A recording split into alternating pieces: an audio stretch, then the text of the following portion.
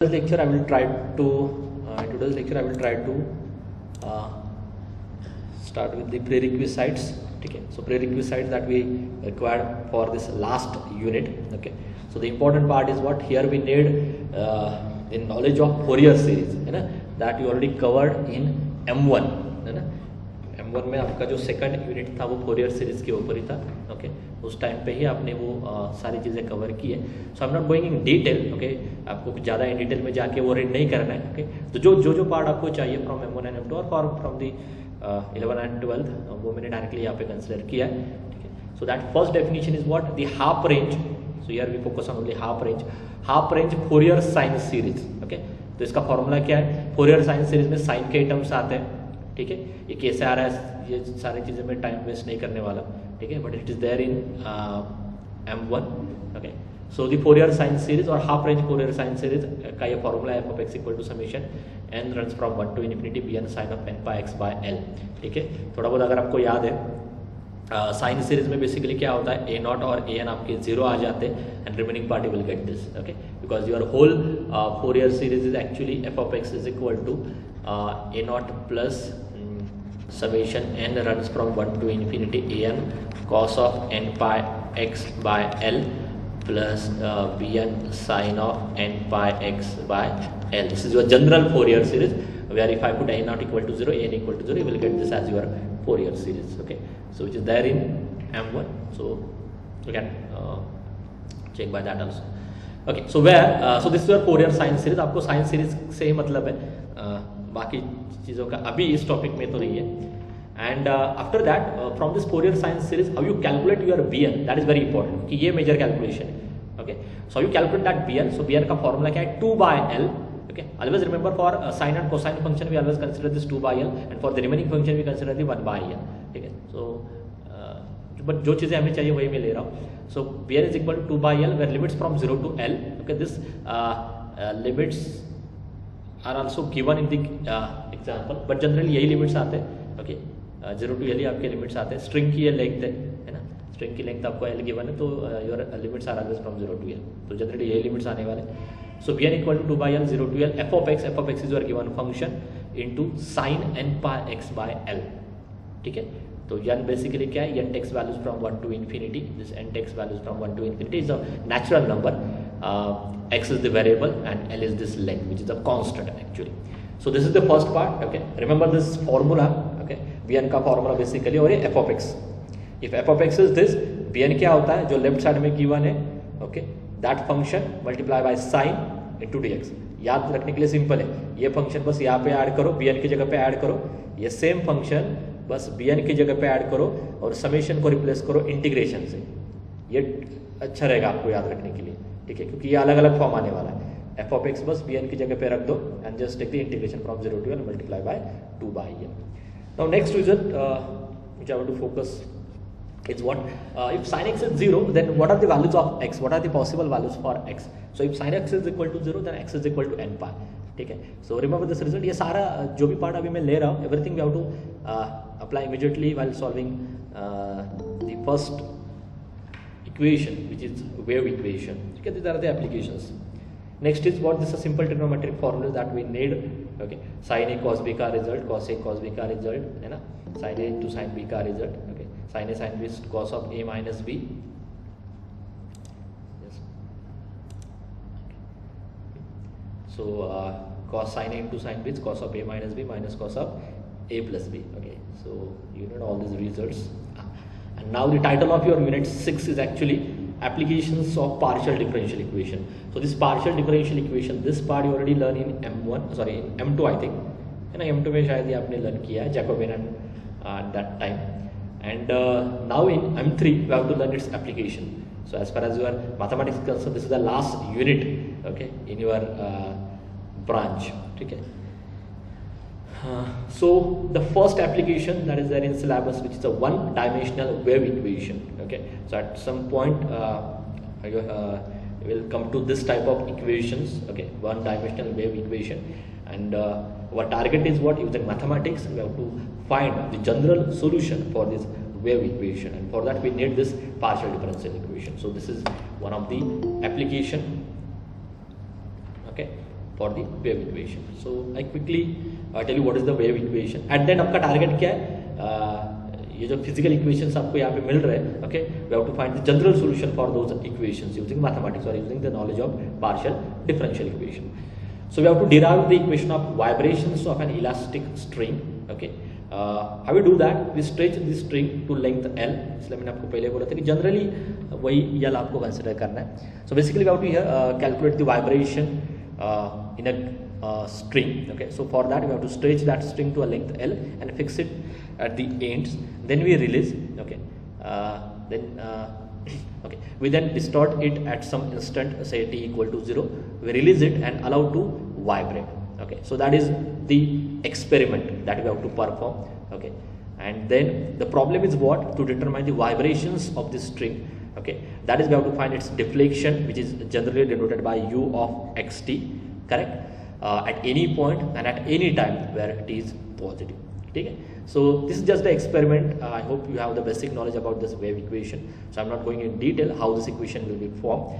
Okay. So I'm directly here I'm directly consider that equation by doing this experiment. The vibration in a string is actually given by this differential equation. So this is the important result. Dabba square u by dabba t square, where u is the what? U is the vibration or u is the deflection. Dabba square u by the dabba t square equal to c square dabba square u by dabba x square, where c is the constant. Okay, so this is a differential equation. Okay, as far as mathematics is concerned, our target is what? We have to find the solution of this differential equation. Our target is what? We have to find the general solution of this differential equation. So remember the general form of this wave equation. Okay, यहाँ पे both derivative has order 2. कि कुछ आगे जाके यहाँ पे एक first order का डेरिवेटिव आएगा, एक सेकंड ऑर्डर का डेरिवेटिव आएगा. That is also we have to learn. So this is the wave equation. Dabba square u by dabba t square equal to c square into dabba square u by dabba x square. Now next is the most suitable general solution of one dimensional wave equation or the vibration of stretch string is this. तो आपके पास almost वो direct solution है, ठीक है. और आपका question अभी obviously क्या होगा कि how you get this. To get this we have to use the method of variation, sorry method of क्या था उसका नाम, मेथड ऑफ सेपरेबल फॉर्म, ऐसा कुछ तो है. I don't know exactly. I think it is there in your book. Okay, method of separable form ऐसा कुछ तो, that is u is equal to x y लेके वो कुछ तो उन्होंने सॉल्व किया है. Okay, you can easily check that proof. It is trivial, it is not that much difficult, ठीक है. But that part is not there in syllabus. Okay, और target is what we have to calculate. So this is the general solution. तो already आपके पास उसका solution भी है. Okay, कैसे कैलकुलेट किया है, दी सेपरेबल फॉर्म की जो मेथड है उस मेथड से उन्होंने कैलकुलेट किया है. उसके रिजल्ट सिंपल है, but as it is not there in syllabus and we have to cover the more number of examples within 5-6 days, so that's why I have skipped that part. Okay, otherwise I want to take at least one method by which you can easily understand how you will get this general solution. तो इस topic में यही आपका approach होगा. आपके पास एक equation आने वाला है, wave equation, Laplace equation, like that, heat equation and all. उसका एक जनरल इक्वेशन होगा, उसका एक जनरल सोल्यूशन भी होगा. Okay, at then you have to just calculate the arbitrary constants in that general solution. ठीक है. So the most suitable general solution of this one dimensional wave equation is given by this.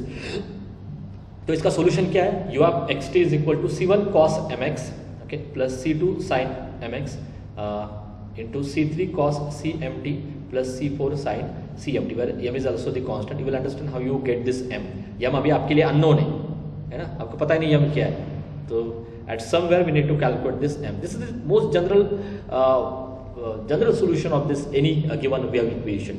ठीक है. So as far as from the given conditions or from the given restriction, we can calculate this c1, m, c2, c3, c4 and all, and that is our target. वही आपको यहाँ पे करना है. Okay. So ये आपका general solution होता है. आपको पहले पता कि किसी भी सोल्यूशन में, किसी भी डिफरेंशियल इक्वेशन के सोल्यूशन में अगर आपको कांस्टेंट्स की वैल्यू कैलकुलेट करनी है ना, आर्बिट्री कांस्टेंट्स की वैल्यू कैलकुलेट करनी है, you need some condition, you need some initial condition. Okay, but here we cannot call this condition as the initial condition because this are the as we have given the partial differential equation, so these are called as boundary conditions.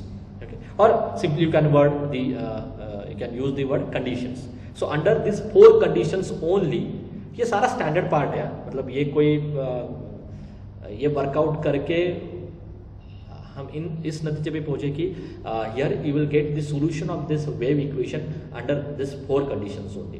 तो first condition क्या है, put x is equal to 0, that is u of 0t equal to 0 if this is given. Next is what, put x is equal to l, ये क्या है initial condition, मतलब first string की length है, ठीक है। So at this point x is 0, string की length अगर आप l लेते हो तो at this point x is equal to l। So when x is equal to 0 boundary condition, generally we call it as boundary condition.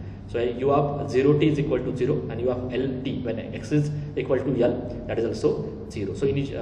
So the vibration at the end are 0. Next is what? Okay. Next is what? The derivative of u with respect to t. If I calculate by putting t equal to 0, that value is also 0.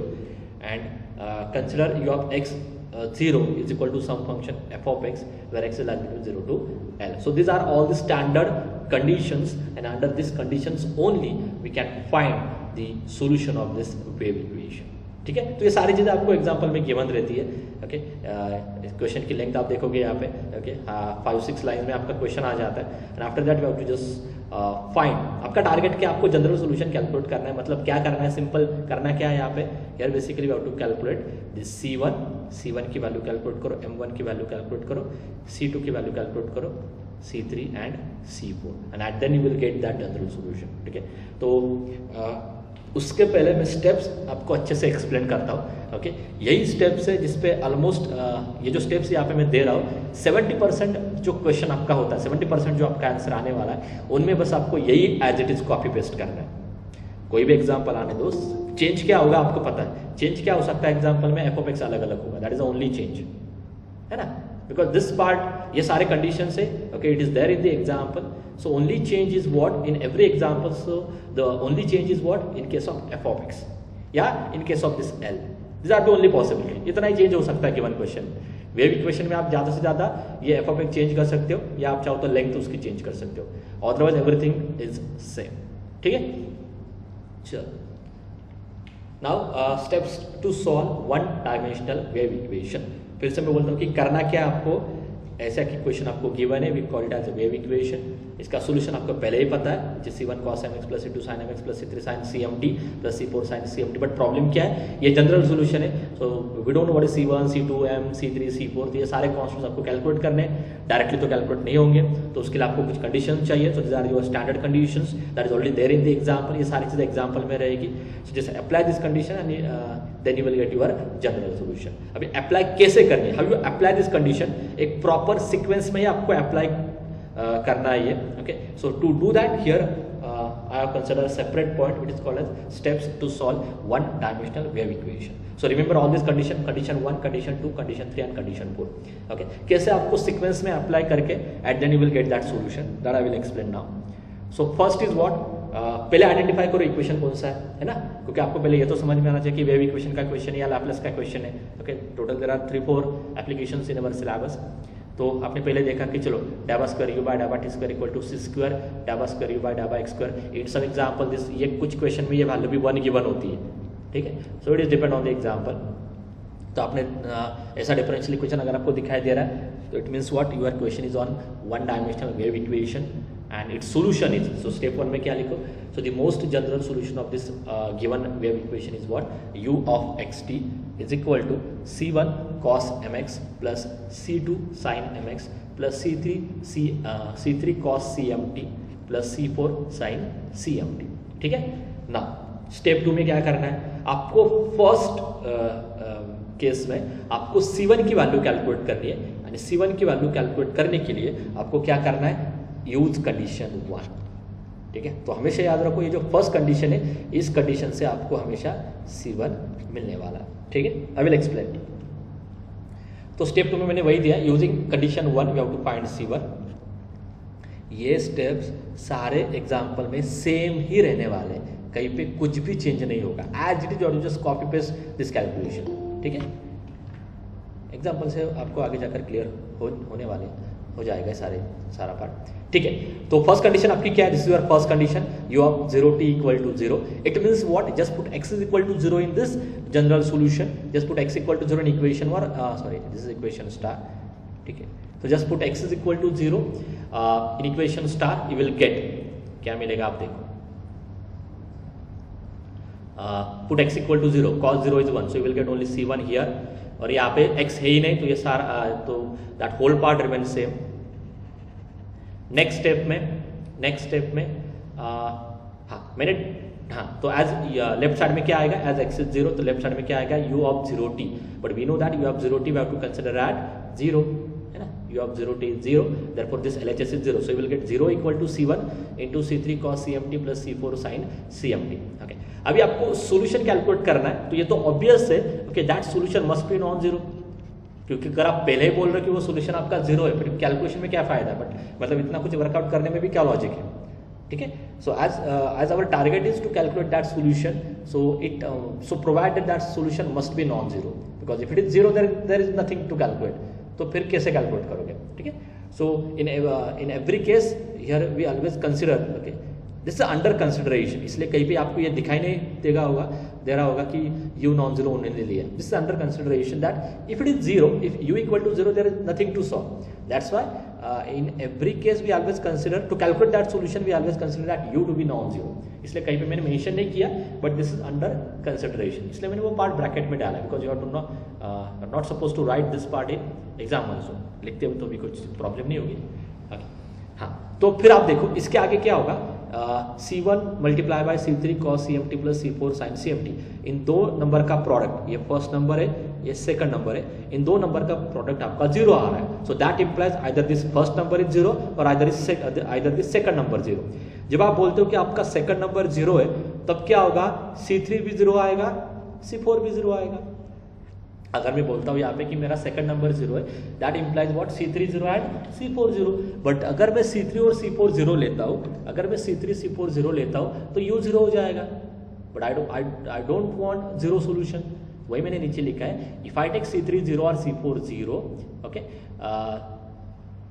if I take C3 0, C4 0, you will get U to be 0, but I want that U to be non-zero, so for non-zero solution these two values must be non-zero, तो ये जो second value आ रही है ना, ये compulsory आपकी non zero value है, so this must be non zero value. अगर आप इसको नॉन जीरो बोलते हो तो ऑटोमेटिक C1 क्या बन जाएगा, फिर 0 बन जाएगा, ठीक है, that is the first part. So in every example you have to write this way only, इसी फॉर्म से आपको लिखना है, ओके। तो अभी एक कंडीशन आपको मिल चुकी है, that C1 is equal to 0, if I put C1 equal to 0 here, this term become 0 and you have to write only this next term, तो वही मैंने नीचे लिखा है। सो C2 sin mx, सोल्यूशन आपका कैलकुलेट होने वाला है धीरे धीरे, so C2 sin mx into C3 cos CMT plus C4 sin CMT। Now come to next step. अभी नेक्स्ट स्टेप में करना क्या है, कंडीशन कुछ तो मैंने शायद मिस्टेक की है लिखते समय, हाँ, कंडीशन 3 का यूज करके आपको C4 कैलकुलेट करना है, ठीक है। सो कंडीशन 3 मीन्स व्हाट, ये, so you have to use this condition and you have to find the value of C4, ठीक है। आ जाओ नीचे, फिर से कंडीशन 3 का यूज करना है और C4 कैलकुलेट करना है। कंडीशन 3 क्या थी आपकी, U को डिफरेंशिएट करो with respect to t equal to 0 put करो, ओके, दैट वैल्यू इज 0, ठीक है, यूज करो कंडीशन। तो लेफ्ट साइड में U का डेरिवेटिव डिफरेंशिएट करना है, ओके, इक्वेशन 1 को आपको डिफरेंशिएट करना है विद रिस्पेक्ट टू t, तो क्या मिलेगा आपको यहाँ पे, हाँ, सो लेफ्ट साइड में U का derivative with respect to t is डा बाय U बाय डा बाय t, और राइट साइड में आपको with respect to t differentiate करना है, ओके, t डिफरेंशिएट करते हो तो ये कांस्टेंट रहेगा आपका, so that part as it is.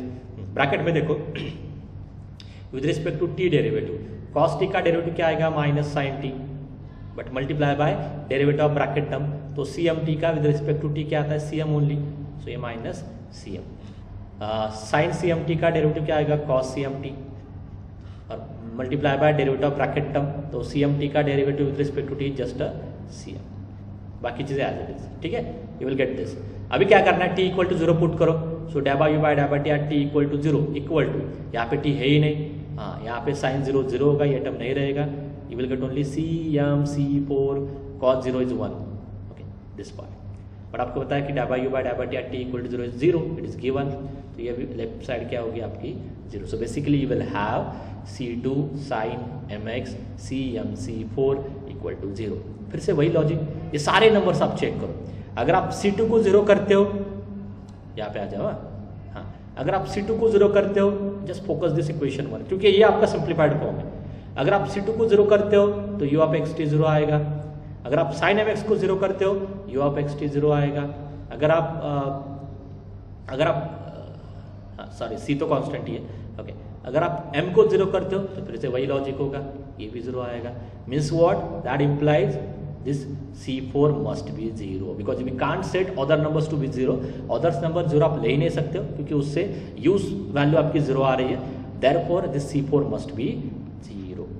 ठीक है, अभी आपने क्या किया, C4 को 0 किया। Now if I put C4 equal to 0 in this case, तो ये टर्म चला जाएगा। अभी बस आपके पास इतने टर्म्स है, C2 and C3 sin mx cos cmt। So C2 C3 sin mx into cos cmt, ये अभी सिंप्लीफाइड फॉर्म है। आप धीरे धीरे सॉल्व करते जा रहे हो। सो कंडीशन 1 और कंडीशन 3 का पार्ट हो गया। Now come to second condition. So use condition 2, और इस कंडीशन से आपको मैंने पहले ही बोला था कि ये जो यम है ये आपको कैलकुलेट करना होगा because that m is unknown. Okay, general solution में यम के लिए आपको कुछ भी नहीं समझ में आ रहा था। So clearly that m is what, unknown initially. So now we have to calculate that m using this second condition. तो सेकंड कंडीशन आपकी क्या है, put x equal to l, so u of lt equal to 0। तो just put x equal to l here in equation 2। Left side में u of lt, C2 C3 as it is, ये sin mx, but x को l रखना है तो sin ml, इसमें x है ही नहीं, cos cmt, but u of lt is 0, so you will get 0 on LHS। ठीक है, फिर से वही लॉजिक, C2 0 किया, सोल्यूशन 0 आ रहा है, so we can't set C2 as 0। C3 0 किया, सोल्यूशन 0 आ रहा है, इसको भी नहीं ले सकते। cos cmt को 0 किया, सोल्यूशन 0 आ रहा है, इसको भी नहीं ले सकते। तो ऑब्वियसली sin ml को लेना होगा, sin ml है ही नहीं इसमें, so just take sin ml equal to 0 and now we have to apply here a result which I explained in prerequisites। Result क्या था कि sin x अगर आपका 0 आता है तो x इक्वल टू क्या होता है, n पाई। आप ये क्रॉस चेक कर सकते हो। ठीक है, this is the result. If sin x is 0 that tells you that x is equal to n pi। तो sin ml is 0, that implies your ml is equal to n pi। So ml equal to n pi, where n takes values from 1 to infinity, because in this case we consider only positive one। ये शायद मैंने आपको initially explain किया। n takes values from 1 to infinity। Remember this n is always take values from 0 to 1 to infinity। Okay, so ml equal to n pi। I will tell you why this। Okay, आप पहले नीचे के steps देखो अच्छे से।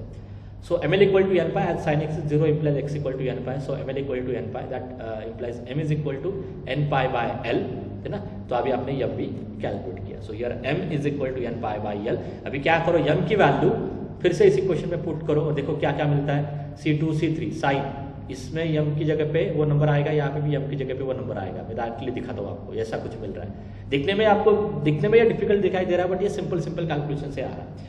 So now you will have u of xt is equal to C2 C3 sin mx था, but m की value क्या, n pi by l, so n pi by l x। यहाँ पे भी क्या था, n pi by l, यहाँ पे m ct था, but m is n pi by l into ct। okay, हाँ, but as you change your n you will get the corresponding coefficients and corresponding solution। मतलब क्या हो रहा है इसमें, हर एक n के लिए आपको एक सोल्यूशन मिल रहा है।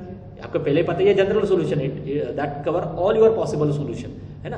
बट अभी जो यहाँ पे रिजल्ट दिखाई दे रहा है वो सिंगल रिजल्ट आपको दिखाई दे रहा है। n इक्वल टू 1 पुट करते हो तो एक सोल्यूशन मिलेगा, n इक्वल टू 2 पुट करते हो तो एक और सोल्यूशन मिलेगा, n इक्वल टू 3 पुट करते हो तो एक और सोल्यूशन मिलेगा। बट आपको क्या चाहिए, आपको जनरल सोल्यूशन चाहिए। It means you want all possible solution, एक जनरल सोल्यूशन चाहिए, मतलब जिसमें सारे आपके सोल्यूशन कवर हो रहे हैं। ओके, ऐसा एक सोल्यूशन चाहिए। तो मैं क्या कर रहा हूँ, so since as my vary as here if I vary my n, जैसे आप n को वैरी करते हो आपको सोल्यूशन मिलते जा रहा है, तो मैं क्या कर रहा हूँ, सारे सोल्यूशन को ऐड करता हूँ। ठीक है, so here I will add all those possible solution. तो ये कैसे दिखाई देगा, इसके जगह पे आप क्या करो, ये कांस्टेंट ही है ना, या आप इसको कुछ भी लिख सकते हो, इसको आप चाहो तो bn रख दो, जिससे n वैरी होगा ये भी नंबर चेंज होने वाला है, तो n इसके जगह पे bn रख दो। हाँ, and now just add all this solution, मतलब n इक्वल टू 1 का सोल्यूशन, 2 का सोल्यूशन, 3 का सोल्यूशन, 4 का सोल्यूशन। तो ये कैसे दिखाई देगा, लुक लाइक दिस।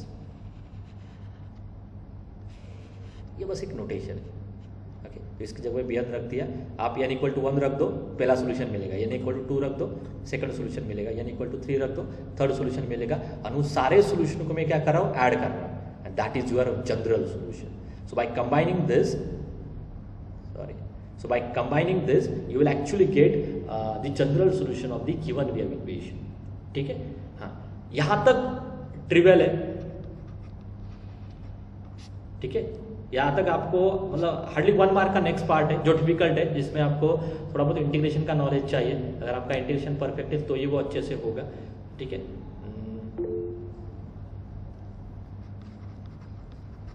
ठीक है, हाँ, वही इसके आगे आपको अच्छे से वर्कआउट करना है। ओके, ऑलमोस्ट आपको ये फाइनल सॉल्यूशन मिल चुका है। ठीक है, this is the value of u of xt। Okay, only thing is what, we have to calculate this bn। अभी बस आपको bn कैलकुलेट करना है। आप देखो आपने स्टार्ट कहाँ से किया था, c1 था, c2 था, c3 था, c4 था, m भी था। आपने धीरे धीरे धीरे कंडीशन का यूज करके ऑलमोस्ट उसको इस फॉर्म में कन्वर्ट किया। Now you will have only one unknown bn। अगर आप bn कैलकुलेट करते हो आपका सोल्यूशन हो जाएगा। ठीक है, अभी कौन सी कंडीशन रिमेनिंग है, to calculate that bn we have to use now last condition, that is fourth condition. ठीक है, so fourth condition is what, put t equal to 0, that is u x 0 equal to f of x। ये अलग अलग होगा depend on your example, बस इसमें change होने वाला है, जैसे एग्जाम्पल में क्यों होगा उस हिसाब से आपको ये कैलकुलेशन करना है। ठीक है, सो यूज दिस फोर्थ कंडीशन, तो आपको क्या मिलेगा मैं आपको दिखाता हूँ। If I use this condition, मतलब यहाँ पे क्या करो, इक्वेशन 3 में t इक्वल टू 0 रख दो, तो क्या मिलेगा, लेफ्ट साइड में u of x 0, right side में n equal to 1 to infinity. यहाँ पे t है क्या, है ही नहीं, तो ये ऐसे रहेगा। हाँ, बट यहाँ पे t है एंड cos 0 इज 1, तो ये टर्म चला जाएगा, you will get only this.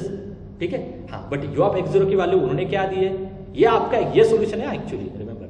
हाँ, बट u ऑफ x 0 उन्होंने क्या दिया, f ऑफ x दिया है, तो u ऑफ x 0 क्या आएगा, f ऑफ x आएगा। तो by applying this condition you will get this. ठीक है, ये आपको मिल रहा है। ओके, अब इसके आगे, सो इट लुक लाइक, अब क्या करो, जस्ट फॉर नाउ इसको, ये टर्म यहाँ पे है नहीं, इसे इमेजिन करो। नाउ अच्छे से फोकस करो, f of x is equal to summation n runs from 1 to infinity bn sin n pi x by l। ठीक है, तो मैं दिखाता हूँ आपको, ये बेसिकली क्या है, f of x is equal to summation n runs from 1 to infinity sin n by x by l. This is your Fourier sine series. And here bn is equal to what? 2 by l 0 to l. क्या करना है, बस ये f of x यहाँ पे रख देना है, f of x sin n by x by l। ठीक है, now come to page number 5। ठीक है, so here as this is your Fourier sine series, ये सारे क्वेश्चन में फोरियर साइन सीरीज ही आने वाली है, तो ये भी इशू नहीं है कि और कोई फॉर्मूला वहां पे होगा या और कोई कैलकुलेशन करना है, नो। ठीक है, so your bn is equal to 2 by l 0 to l, ये f ऑफ x, ये बस यहाँ पे रख देना है, f of x sin n by x by l dx। ये कैलकुलेशन आपको बस अच्छे से करना है, so you have to work more hard here only. ठीक है, ये कैलकुलेशन के लिए आपको इस टॉपिक में वर्कआउट करना है, अदरवाइज ये इसके आपको फुल मार्क्स मिल जाएंगे, क्योंकि बाकी चीज़ें सब में सेम ही रहने वाली है ना। इसके आगे तो चेंज होगा, चेंज कहाँ पे होगा, स्टेप 5 के बाद ही चेंज होगा, बाकी तो सेम कॉपी पेस्ट करना है। ठीक है, and then you have to just solve this bn। अगर आप bn सॉल्व कर लेते हो अच्छी तरीके से, देन क्या करो, वो bn बस यहाँ पे रख दो इस इक्वेशन में, just put that bn here.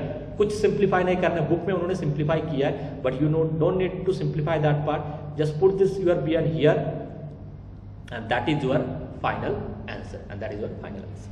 ठीक है, now just let me know, क्योंकि अभी जो नेक्स्ट पार्ट है ना, उसमें मैं ये पार्ट एक्सप्लेन नहीं करने वाला हूँ, स्टेप 4 तक, मैं स्टेप 5 के आगे एक्सप्लेन करने वाला हूँ। So if you have any doubt you can ask me directly, yes, और have you understood everything, just let me know. जितना अभी एक्सप्लेन किया वो क्लियर है कि नहीं।